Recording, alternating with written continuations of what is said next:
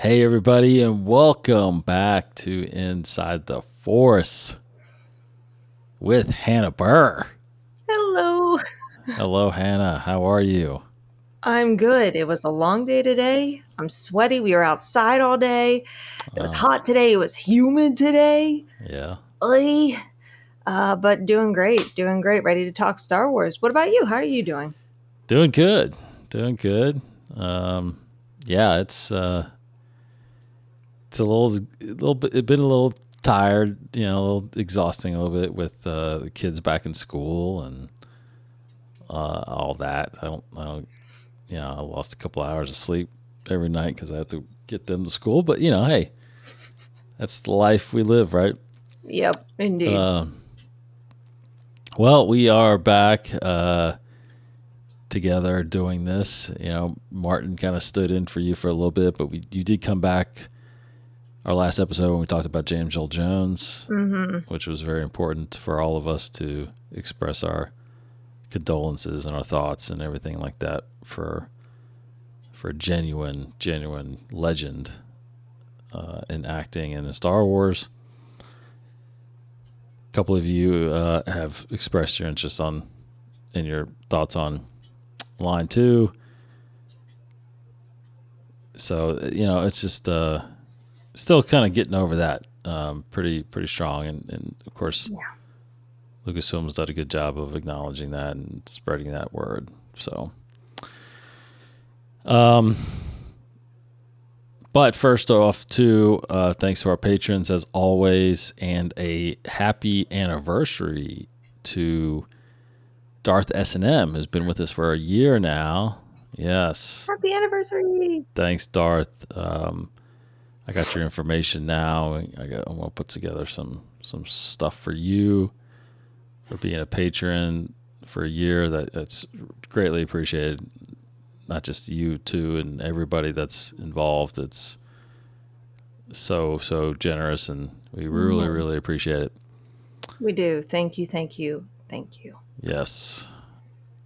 So speaking of that, we got to, now that you're somewhat back, I feel like we can talk about our next commentary. I've been kind of teasing that a little bit. We got a lot of catching up to do. Yeah, we'll get them done. It's not on the pace that I was wanting, but that's okay. I think it's okay. We'll get these out. But the next one is the original Star Wars film. Episode 4 is next. So we will talk about doing that. I am going on vacation next week, starting. Well, yeah, I'm here this weekend. Maybe something, but I'm leaving Monday, so we'll see. You going to see the mouse again? No, not going to Disney. I'm not going to Disney till Christmas this time. So we're just going down to Gatlinburg and hanging out in the cabin there with the family. Got a big family trip going. Yeah, Gatlinburg's great. I think what I'm gonna do, Hannah, is I'm gonna catch up on Star Wars comics.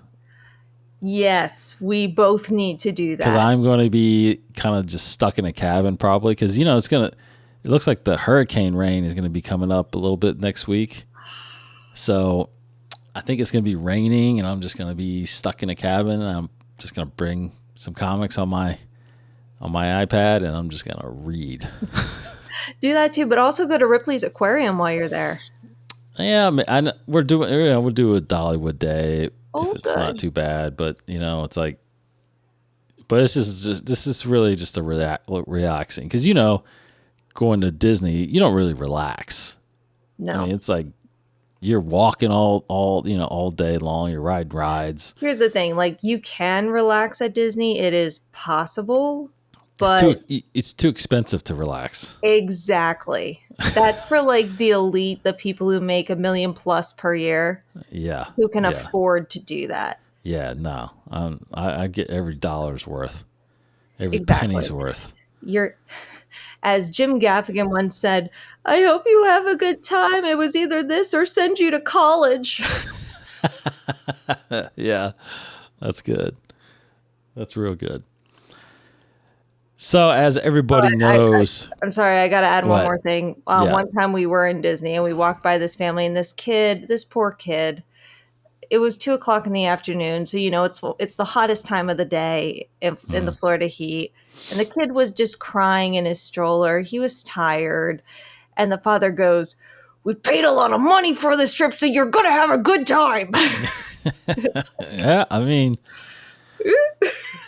that's, yeah. And you see shirts, people wearing shirts all the time that say something like, "I'm broke now," or something like that. Or, I came to Disney for a day and now I'm broke. It's like, I mean, it is a lot of money, and it's we're fortunate to be able to go multiple times, but you still, I hate the fact of going there and not taking advantage of, the rides and the attractions.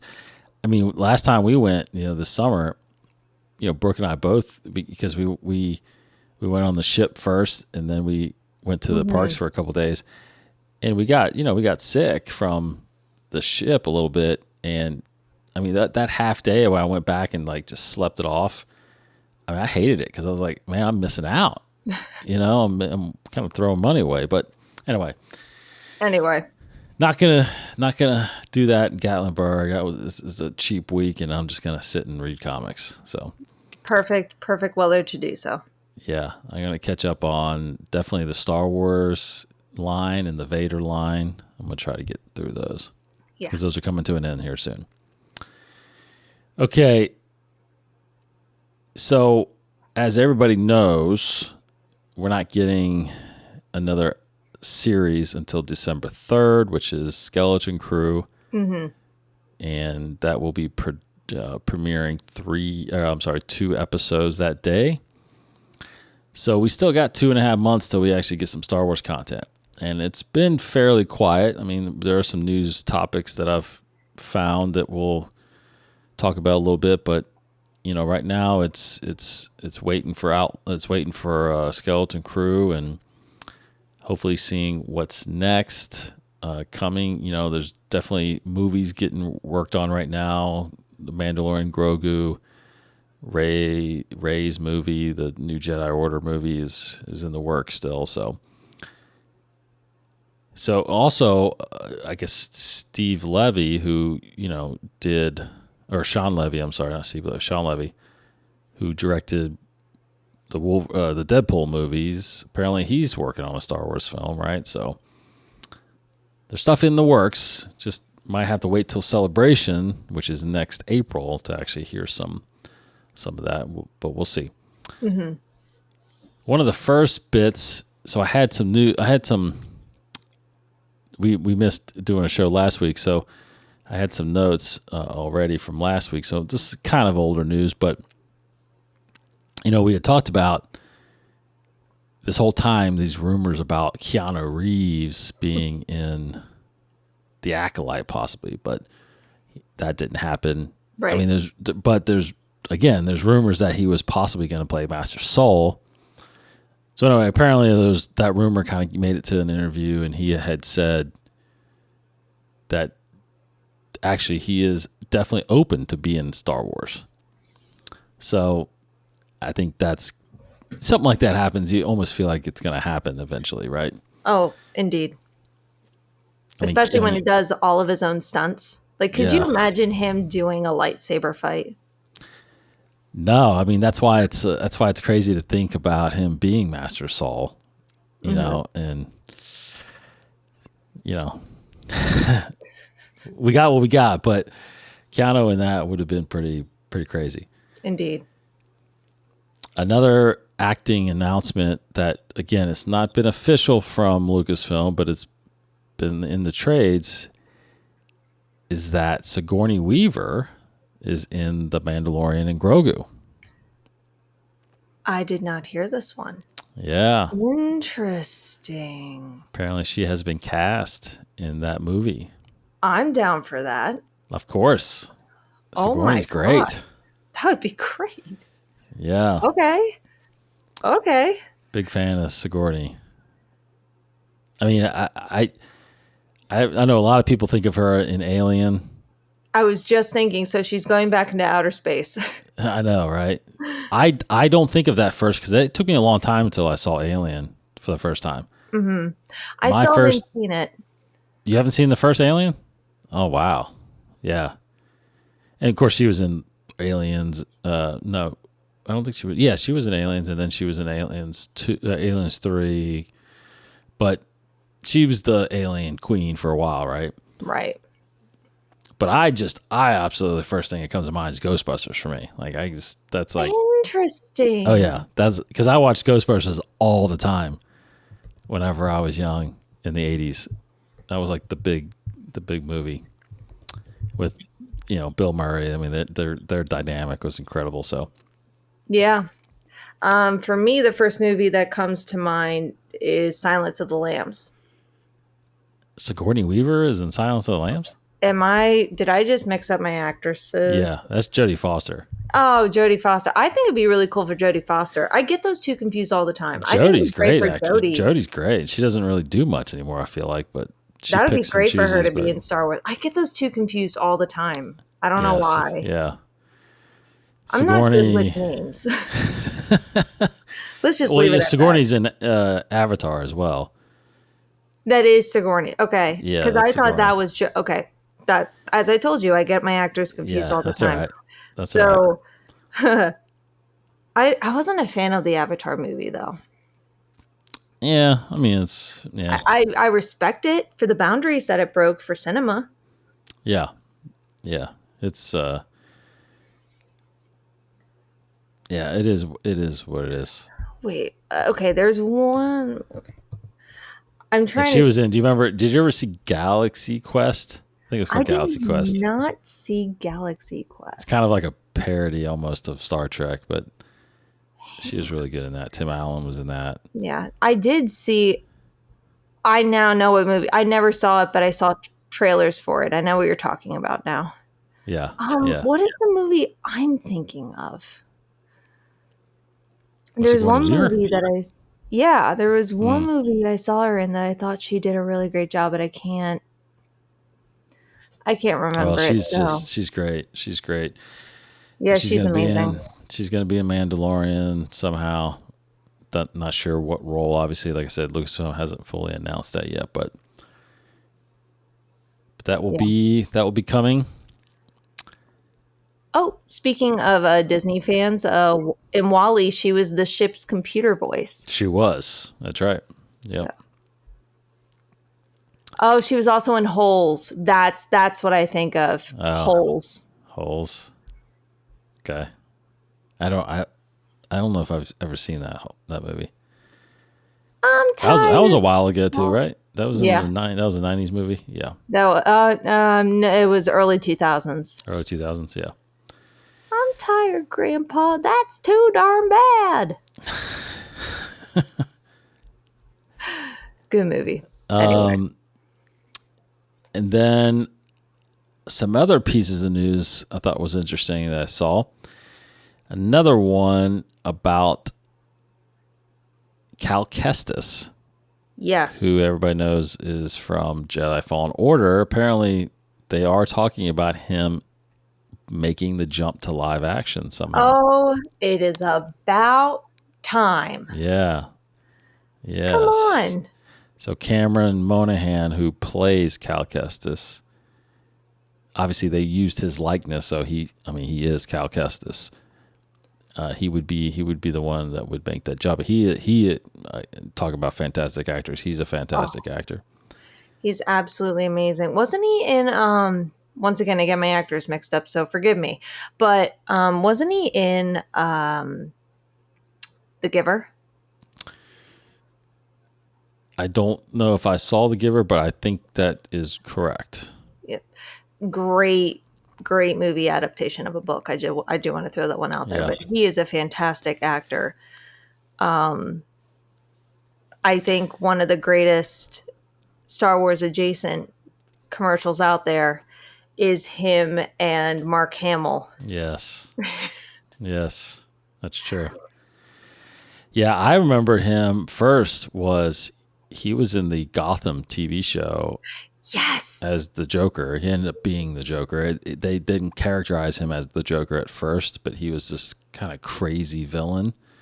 He was incredible in Gotham. Yeah, yeah. And I remember seeing him in there, and then all of a sudden when Jedi Fallen Order was coming out, I was like, oh, dang, that's the same guy. And it was, because I didn't see him doing the stop motion, the motion capture stuff. I just saw him as Cal Kestis, and I'm like, God, that looks exactly like the guy's playing Joker, and then it ended up being the same guy. They look so alike. It's absolutely insane. Yeah. They did a very good job with that game. They did. I feel like they did really well with that. And I think it's going to be great, because I think he's wanting to do some real lightsaber, fighting. But it's going to be interesting in what story that is, because he technically is kind of in the early Empire days, right? So, what? I don't know. There's no movie in the works around that time right now. So I don't know if we're talking about some series that he might pop in. Or you could just age him and he's in the Grogu movie. Right. I mean, that's possible. Yeah. Because I feel like you could, I feel like it's more expensive to de-age someone than it is to age them. Yes, of course. Yeah. So aging them, you can actually use, practical prosthetics and things like that. But so they might, it might be the Grogu movie and he makes a guest appearance. It might be in Ahsoka too. Who knows? Yeah. Yeah. Or it could be in another Obi-Wan story. Maybe around that time. That would be awesome. Because again, Ewan McGregor has just said a lot about wanting to do Obi-Wan, more stories with Obi-Wan. Yeah. And speaking of Obi-Wan, a big congrats to Ewan McGregor, who got a star in the Hollywood Walk of Fame. Did you see that? I did. Yeah. And Hayden's speech for him, oh my gosh. Awesome. I can't. I know. It's amazing.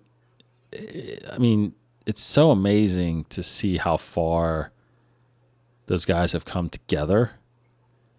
When, you think about back in 2000 when they started shooting, 25 years ago, they started shooting episode 2. 25 years ago. Yes. Oh.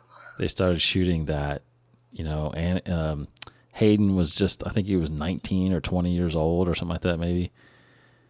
And then you've got Ewan. That was, he was a pretty established actor. He's fairly young in the business too, but he was fairly known. And, to be able to take a guy like Hayden under your wing, and like what Hayden said in that speech about them, when he first met him, it didn't feel like he was meeting Ewan. He felt like he was just meeting an old friend, and they became friends. And of all the people that Ewan has acted with, has met, has become friends with, it was just great to see that Hayden was the one up there, introducing him. I thought that's a pretty powerful statement, I think. Oh, absolutely. It shows how deep their relationship really, really goes, even off screen. We know that Obi-Wan and Anakin have a great and deep and respected relationship. Right. And just to know that, hey, that's actually how it is in real life. Mm-hmm. You can't ask for anything better when it comes to casting. You really can't. Yeah. I know. It makes you, it just makes you think of the possibilities that could have been when they were younger to do actually Obi-Wan and Anakin stories, and what we get in the books. Yeah, exactly. Like Brotherhood or something like that. It's like, God, seeing that dynamic. It's so hard now because they're so much older, but that would have been so incredible to see. Animated. You could always do animated. You could definitely could. I would totally be down with that. That's totally be down with that. I know some people might see that as a cop out, but we also have to face reality, folks. Yeah. People don't stay young forever. Yes. Well, actually, that reminded me because I forgot to put it in my notes. I can't remember if I texted you or not, but I finally started Rise of the Red Blade. Did you? You Yes. did not text me. Oh, I thought I did. Shoot, No, I thought I you did. didn't. I screenshotted it. I thought I texted you. I'm about halfway through it, and I had said on a video, I did a Patreon video to. I can't remember. I think I did something like a holocron thing, but like I was talking about starting the book, and I was mentioning how the book is actually really, really good. Yeah. And how right now it's getting up there with Dark Disciple for me. But it definitely solidified, like the first half of the book, especially because it's during the Clone Wars, right? I mean, it definitely solidified that the Clone Wars kind of era is my favorite era in Star Wars, like hands down, because of the amount, and mainly because of the amount of story that is spread through all of those. I mean, you have obviously thousands of characters because you have thousands of Jedi, and you have all these, separatists and all these Republic officials and senators and stuff. I mean, there's so many stories you can do. That just reminded me, like what you said, like animated. That's why Clone Wars did so well. But like you can go off tangent there with so many animated stories. Yes. That would be incredible. But yeah, the book's really good. I have to ask, where are you? So I am. Are you at the moment? I am. I think I'm right where it just fast forwarded towards the end of the Clone Wars. I think Order 66 is just about to happen. Okay. So I know where you are. Okay. Yeah. I will be very interested to hear, because like I know it's like it's not a spoiler alert to anybody. Sure. Like it happens, but I want to know what your reaction is when it does. Yeah. I'm not going to tell you when it happens. Sure. But I'm very, very, I'm going to be very curious to see if you had a similar reaction to me. Mm-hmm. Mm-hmm. Yep. I will. Yeah, I'll let you know when I get in there. So that's happening. Should try to finish. I'm trying to finish that. So how many chapters is that thing? I mean, it's a thick book. Yeah, I'm on chapter 21, and it's 42 chapters. So I'm exactly halfway. Yeah. So yes, it's going good. It's going really, really good. Now, and I do like Delilah S. Dawson, who wrote it. She did Phasma, which Phasma was a very good book. Now, I will say that the middle part of Phasma kind of lost me a little bit, but the beginning of Phasma and the end of Phasma were incredible. Absolutely. Well, I think it's because in the middle, it's like I can only describe it as stagnant. You don't really feel like there's forward motion. Right. And you never really get inside the head of Phasma.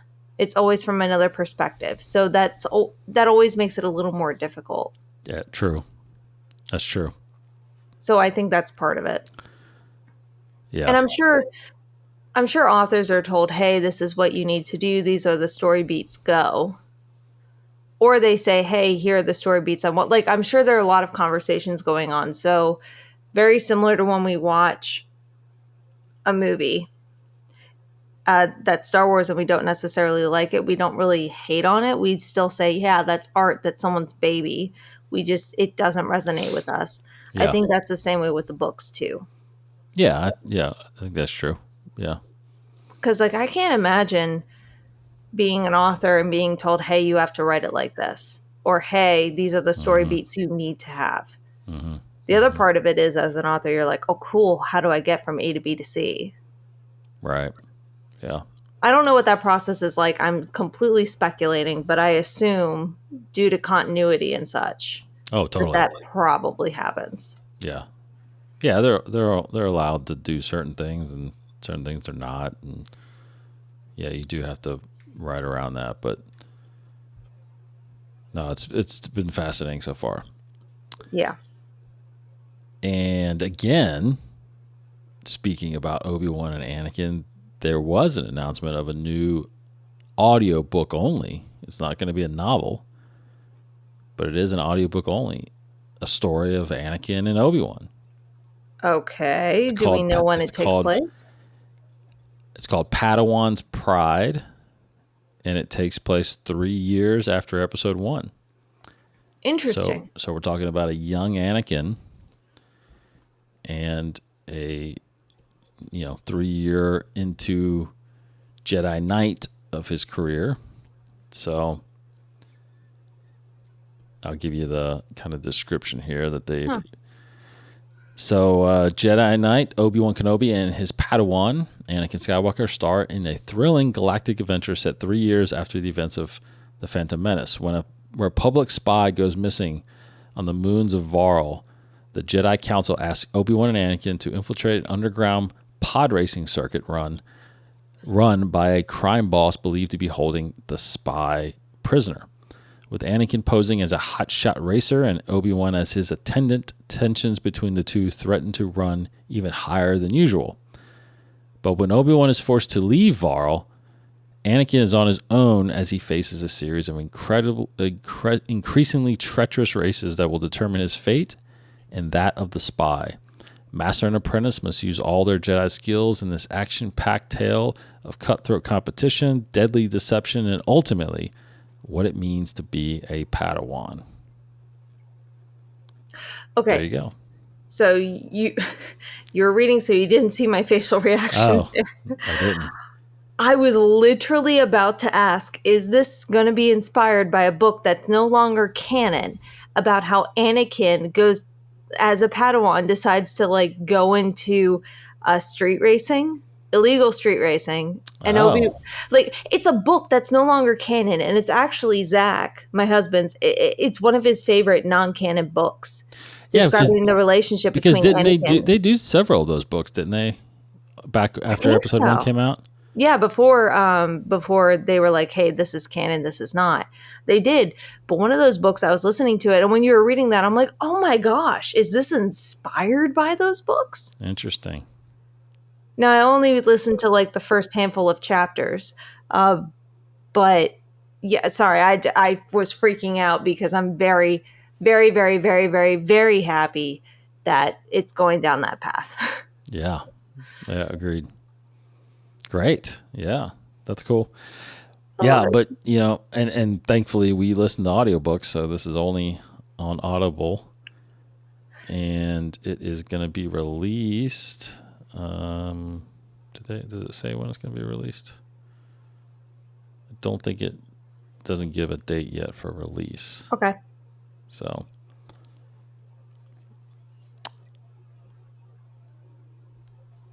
Which is weird, but yeah, no release date yet. So look for that, though. We'll talk about that soon, but that's interesting because the artwork that they have for the cover right now, it's funny because it looks more like Jake Lloyd than it does. Of course. Of course, right? Yeah, so, which is pretty cool. That's pretty now, cool. This is pod racing. Yeah. Yeah. Okay, and then one last bit in the publishing world, the Bad Batch, right? Everybody loves the Bad Batch. They have a little mini comic series coming later this year. Thankfully, on the cover, Tech is on there, so this is before that fateful day. So, and it looks like, actually, I think it's before even the show because, Crosshair is in there too, it looks like is part of the group. So it's like when they were actually the Bad Batch, when they were doing missions and stuff like that. So again, probably some Clone War episode that never saw the light of day, so they probably turned it into a comic. But it's yeah, I'm excited. I'm excited about that too. Yes, that'll be good. So one thing you're not doing that I'm doing is playing Star Wars Outlaws. I would love to know what are your thoughts? Okay. I've watched some Let's Plays, so I'd love to know what your thoughts are. Yeah, here's the thing. I played it, for the first couple days when it came out. So it came out about a little what was it, August 28th or something like that. So it's almost a month. I played it for a few days, first couple days, and you start off on Canto Bight, and then you quickly kind of make your way to a planet called Tashara, and that's where you're kind of starting to really establish yourself and meet the different syndicates. And again, this whole thing is, when it says Outlaws, I mean the whole thing is about these crime syndicates, right? So I actually, and I got kind of busy, so I didn't play it. And I was traveling. I was going up to Detroit, working. But my daughter, Sam, who's 14, was starting to play it.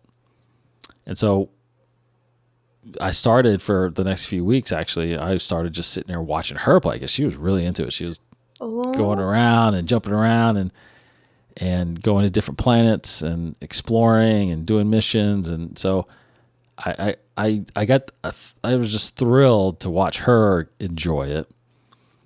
And then we traded, she would get finished and I would start playing a little bit. So the last couple weeks, I don't know, I've been playing, a little bit, like 20, 30 minutes every night, just a little bit, just to kind of do a mission or two. And then, because the whole thing is centered around jobs and missions, right, and, building your reputation for all these syndicates. And, there's three main syndicates that start, obviously the Pikes, the Crimson Dawn, and the Hutts. And then Ashiga, which is another clan that you eventually get with. So then you're at 4 clans. And then you got this Zarek Besh clan that's like the main villain of the whole game. That's the one you're trying to not defeat, but kind of the leader of Zarek Besh. You're trying to break into his vault and like get the ultimate score and retire and all this stuff, right? So that's what you're kind of building towards. So, I mean, I'll say this: I do enjoy it. I do enjoy it. I think it's me and you that have talked about mindless action movies. Enjoying mindless action movies, where you just sit and enjoy it, and you're not really worried about the writing or the acting. You're just loving the action. I mean, dare I say, this is just a mindless video game. That's what it looks like. You know what I mean? Like, you really just play and do what you want. And I guess that's part of the open world feel, I think.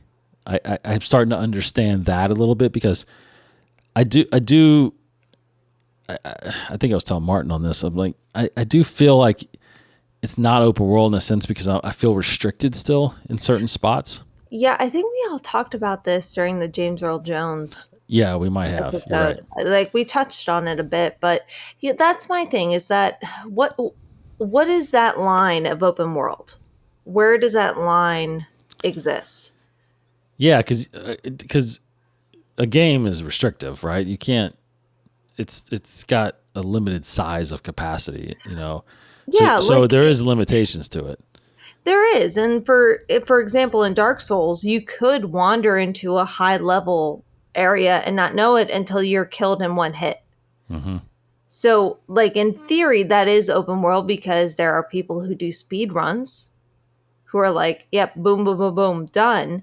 But then in another, like, so if you feel restricted, do you mean like, and I can't remember if we talked about this before, so apologies if this is a repetitive question. Is it just you can't go to certain worlds because you're not at a certain level? Or you can still go there if you so choose, but it's more difficult because you're not at a certain level? You do have to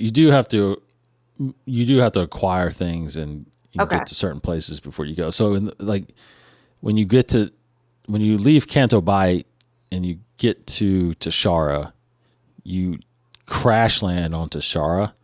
Okay. So your you can't leave until you repair your ship. So you're kind of restricted, right? You're all of a sudden you're having to build and that's how they force you to kind of build your reputation on that planet first, and build up your wallet and learn how to shoot better, learn how to improve your speeder better and stuff like that. And then all of a sudden you do some jobs which gains you the parts to be able to rebuild and repair your ship. But once that happens, then you can start planet jumping, but you're only able to go to 3 other planets. So then there's the question, is it truly open world or not? Or are we just, zeroing in on something we don't need to zero in on? Yeah, I think what they're saying open world means is once you get on a world, which is one of the 5 that you can go to, then that part is kind of open world. Like you can wander around and you can get on your speeder and just go cross country a little bit, and I mean, you're restricted in the end with like cliffs and mountains that doesn't allow you to go that far, but it is technically open world at that point where you can, but there's only certain people you can interact with, obviously, unlike, and I think we mentioned this before, so again, apologize for the repeat, but what I really love about Assassin's Creed is it feels more real, because when you run into somebody, you bump into them, like they move. Yes. In this, they don't do that. Like they're concrete almost. Like you can't get around them. You have to, or you can't go through them. You have to go around them. So things like that, that's a little touch that I thought that made Assassin's Creed feel more real. But I mean, in the end, I think again, it's fun. It's a fun game to play. It's not, I'm definitely more interested in the stories of the Jedi Fallen series, or Jedi Survivor series, because I just think that those are richer stories of what's happening there. With Kay Vess, I'm she's an outlaw. She's a criminal. I'm not really that interested in the story of this thing. I'm just more interested in just playing and getting better and improving and, trying to deceive this clan to make this clan reputation go higher. I mean, you're kind of trying to balance, because I just last night I played and I did a job where, and I guess a little bit of the open world too, I think is the decision making, because I found, or I stopped a group, which was there was like a bunch of pirates that stole a shipment of guns from the Ashiga clan, and they were going to sell them to the Hutt clan. So I got hired by the Ashiga clan to get the guns back. But when I got the guns, I can decide, do I give them back to the Ashiga, or actually do I sell them to the Hutts? And so I decided I was in good standing with both, but I decided to give them to the Hutts because I was on Tatooine and they control pretty much Tatooine. So I gave it to the Hutts. So my reputation for the Hutts skyrocketed, and then all of a sudden my Ashiga one went down. Well, of course. Yeah. So, that's the game you're playing, is like you're trying to do jobs that affect the reputations and stuff like that. So, well, there you go. But I'm telling you, what I like about it right now is, like we mentioned, we have 2.5 months until we get a Star Wars series. This is going to fill my time for 2.5 months, I'm sure. That and comic book reading.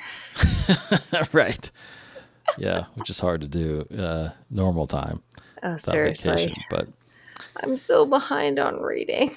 I know. We got to get some Beyond the Sagas going again, and which we will. We will. We promise. We definitely got to do a Rise of the Red Blade as soon as I'm done with that. I am so excited for that one. Yeah, I know you are. I think And most of our patrons are too. They're big fans of it. I think what we need to do is we need to do a normal Beyond the Saga where we're kind of very vague, but then we need to do an in-depth Beyond the Saga on Rise of the Red Blade. Yeah.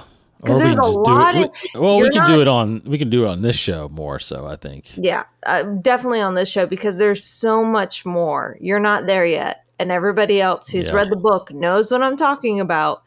There's so much more to dissect with that book. Okay. So. Okay, more to come on that because I'm even more intrigued. I'll try to finish it. Hey, I can put the comics down and try to finish this too while I'm on vacation a little bit. So yeah, there you go. It's like a 3-hour drive, so I'll listen to it, on the way down. Try to finish it that way. Okay, that's a lot of little news stories that are out there floating around. I do want to finish off this episode with actually some, older news that you haven't had a chance to comment on. Yes. And that is the cancellation of the Acolyte. I'm still seeing, texts and tweets and posts about people honestly really trying to get this thing to come back. There's a hashtag out there, renew the Acolyte. So there's a push that a lot of these fans are trying to get this going. I don't think it's going to happen. I think that, when Disney makes their mind up like this and, they're weighing the options of the funding and the money and it's just not there. So I'm pretty sure they've moved on. They're moving on to the next thing.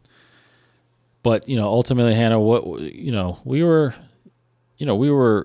high on the Acolyte in some points, low on it in other points, but ultimately, I think it was a pretty good show. What do you think about the whole cancellation thing? So, is Acolyte one of my favorite shows? No. Do I wish they took it in a different direction? Absolutely. Do I diss it for that? No.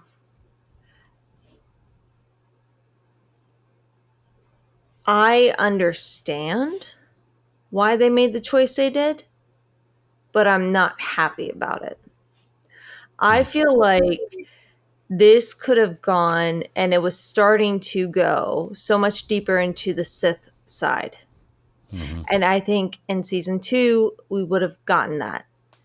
Is the story my favorite? Not really. It's not. But just the idea of the fact that we would dive further more into the Sith lore and also into how the Jedi are falling.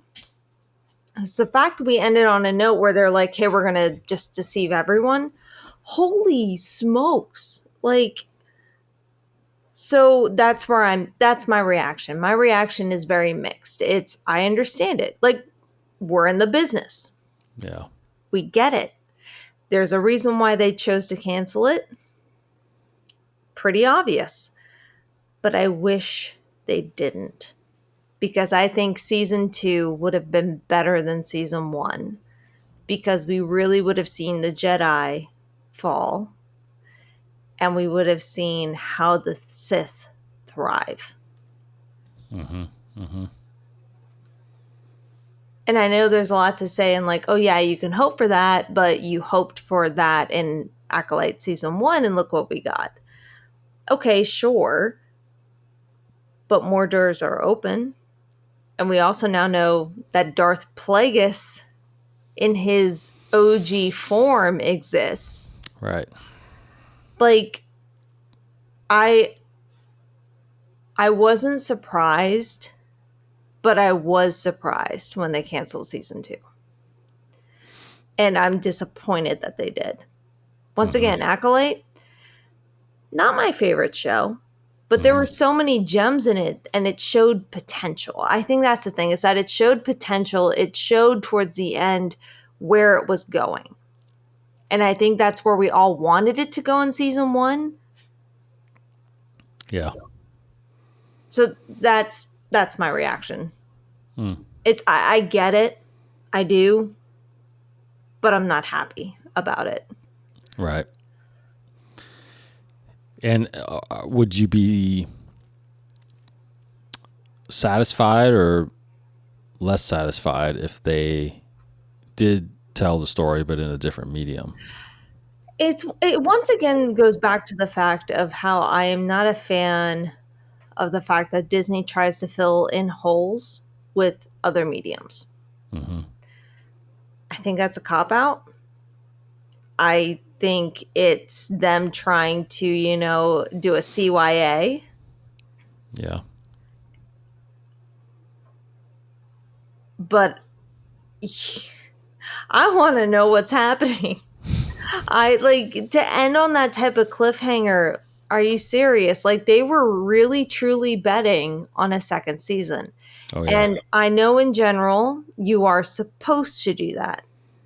But at the same time, while there are certain things that, okay, I'll go to The Good Place. The Good Place is a perfect example for it.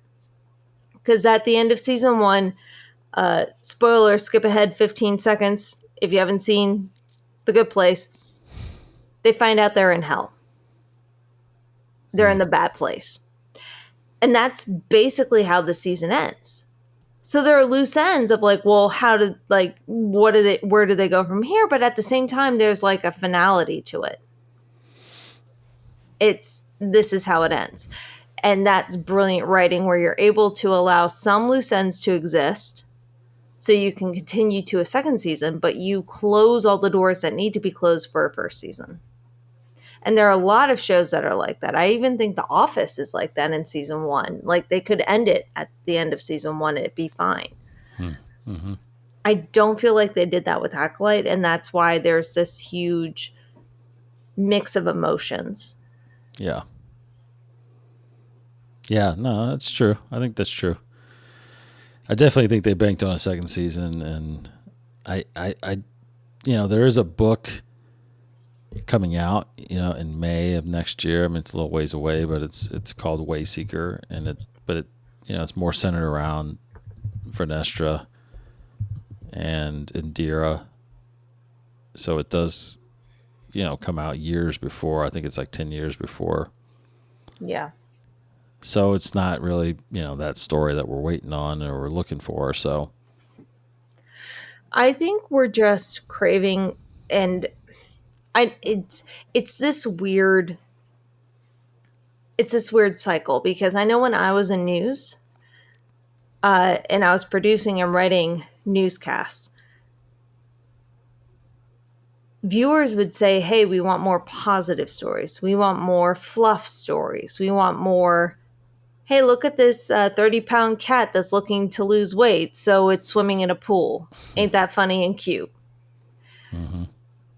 But in reality, they actually do want the bad news, because that's where we see our views increase, is the bad news, the shootings, the murders, the robberies, all of that, politics. It's all of that stuff. yeah. So it's this weird, sick cycle that's happening. And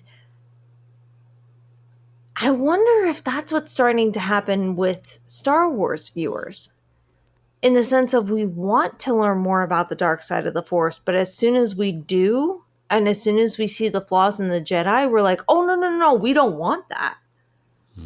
But then we say, oh, no, we do want that. So I wonder if that's happening too. No, it definitely could be. Definitely could be. I don't know if that makes sense, but hey, if you go to the Old Republic, there are Jedi academies, there are Sith academies. You would find a perfect balance there. You definitely would. Yeah, that's got to be inevitable at some point. You got to go into that era, and I mean, it's on their list of eras is the Old Republic. So Right. Have we heard any updates on the Knights of the Old Republic reboot, Remake. remaster, Yeah. remake? No, not fully. So who knows what they're doing with that. Great. Yeah. Yeah, I think it's safe to say we are putting the Acolyte kind of to bed now. You know, I'm sure things will come up about it. And there will be some extended stories. I do think there will be at some point, but I hope so, just because won't be in live action form. that needs a resolution of some kind. Mm-hmm. Well, it's got to be. Yeah, I mean, Darth Plagueis is a pretty important character, and to see him and what his decisions were going to be and things like that was that was going to be pretty interesting. And what was the relationship between him and the stranger? Right. I know, and I think they were kind of going to start going down the relationship of Vernestra and him, and Yes. yeah, I mean, I'm more interested in Plagueis if you're going to show him. Oh, absolutely. And you did. Yeah, You did. That's right. Totally. Absolutely. Okay, that's all I got. Hannah. And you were worried that it was going to be a short episode. Well, I'm always worried. Although we did combine some news from last episode, True. that we didn't get to. So. True. All right. So thanks everybody, as always, for listening and watching. Of course, watch more of our content on YouTube. And if you're interested in being a patron, go to patreon.com/InsideTheForce. We are going to be talking on there about our next commentary, when that's going to happen. So stay tuned for that. Definitely still finding, I think I got all the time zones from all our patrons, in a sense. Yay. That I want to kind of get as close as possible to making sure everybody can make it. So we'll pick a good time for that as well. Good to have you back, Anna. It's good to be back, Dave. Yeah. Thanks for staying up late. I know you just got home. I'm so wired. Let's do it, man. Let's do it. Yeah, I know. That's usually how it goes. All right, everybody. We will. I'll be able to do a later episode next week when I get back. I'm coming back on Friday, so if you're good for Friday, we can maybe do something. No, because Friday night I'm flying out. Oh, where are you going? The Mouse. Oh, next Friday night? Next Friday night, I'm flying out to the Mouse for the weekend. Oh, okay. All right, so probably not going to have an episode of everybody next week, so we will catch you the week after. But I might do a Patreon piece next week while I'm on vacay, just to kind of keep you guys in the loop. So thanks everybody for being here, and we appreciate all the support. Thanks, Anna. Thanks, Dave. Take care, everybody. We'll see you next time. May the Force be with you.